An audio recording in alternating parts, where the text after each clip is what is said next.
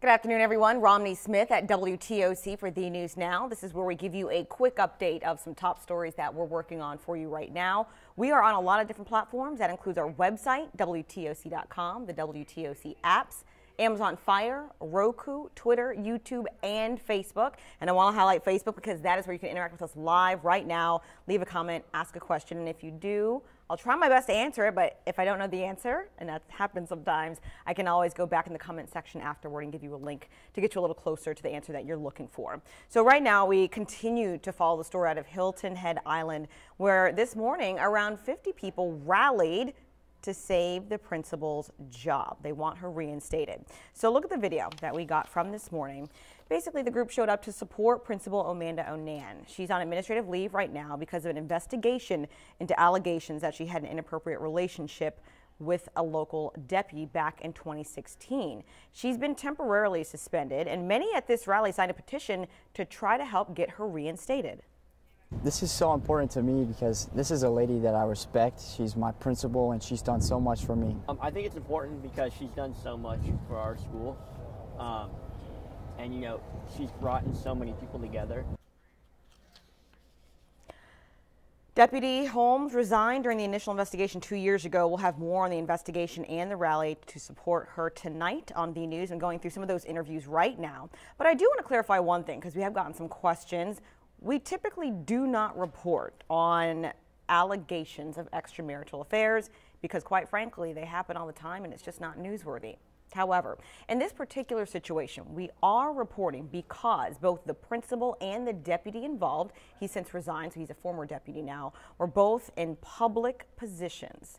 And there are allegations that they potentially dishonored, abused, and took advantage of their position on another publicly funded property. So that is why it became a newsworthy story. So for any of you saying this is just gossip, it actually isn't. This actually has to deal with the real investigations, one with law enforcement, with the deputy, the other with the principal. And again, because they are both public figures and it happened on publicly funded property, that's why it became a news story and that's why we're reporting it. Okay, moving on, we have an update on a quite horrific dog hoarding story that we first reported on last week. The Atlanta Humane Society lucky came in and helped us out. So the Humane Society says most of the dogs rescued in Candler and Montgomery counties will be up for adoption soon.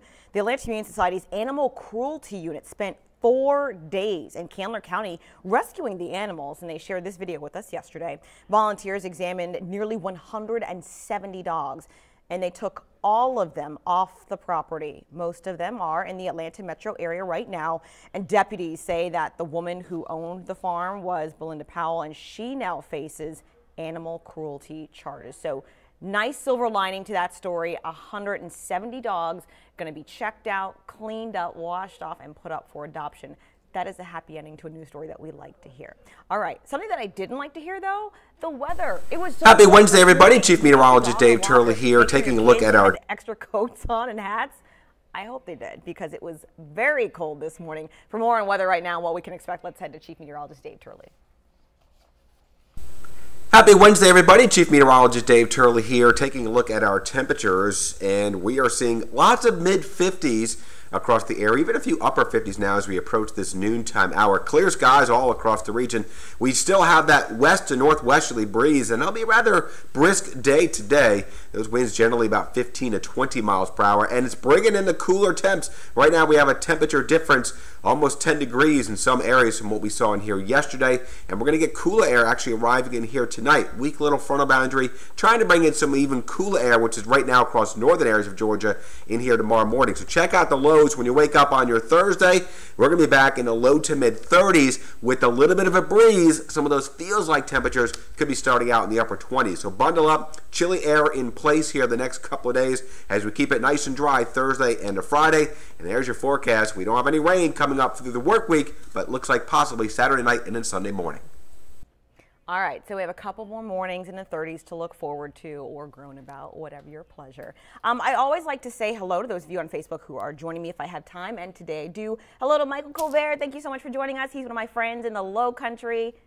Thank you. I appreciate your support for watching this digital newscast. And Isaac Lakeisha Leah Cooper weighing in saying, I understand that, when I was explaining why the story out of Hilton Head Island with the principal and the former deputy, why that's actually a news story, even though it kind of sounds gossipy. So thank you guys for understanding the newsworthiness of that particular story that I'm actually working on right now, and I'll have that for you at 4 o'clock tonight. Until then, though, I'm going to keep working on that story. I'll be back at 3 with another update. See you then.